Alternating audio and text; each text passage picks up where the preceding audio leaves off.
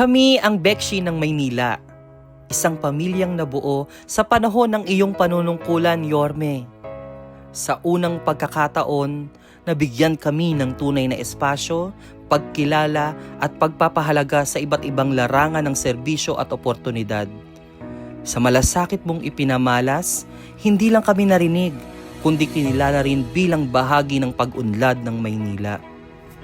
Nagsimula kami bilang isang maliit na grupo. Simpleng samahan na ang nais lamang ay suportahan ang mga hadikain ng isang pinunong may malasakit sa lahat, anuman ang kasarian, antas ng buhay o pinagmulan. Ngunit, dahil sa iyong pagkalinga at paniniwala sa kakayahan ng bawat isa, ang grupong ito ay lumago, hindi lang sa bilang, kundi sa layunin. Mula sa iilang miyembro, umabot kami sa libo-libo. Nagbuklod tungo sa iisang pangarap, ang isang mas maunlad, mas maayos at mas makatarungang lungsod ng Maynila. Dahil sa iyong liderato, maraming buhay ang nagbago. Marami sa amin ang nabigyan ng trabaho, nagkaroon ng kabuhayan, at ang iilan pa nga sa amin ay nasa serbisyo publiko na ngayon.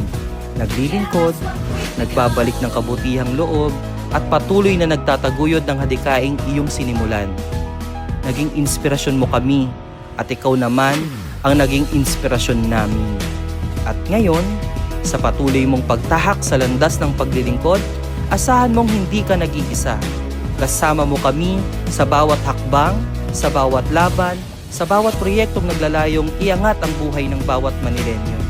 Patuloy naming ipaglalaban ang isang lungsod na may pagkakapantay-pantay, respeto at pagmamahal sa bawat mamamayan. Hindi lang ito isang samahan, ito ay isang pamilya. Isang pamilyang patuloy na sasama sa iyo sa misyon mong Make Manila Great Again. Maraming salamat, Yorme.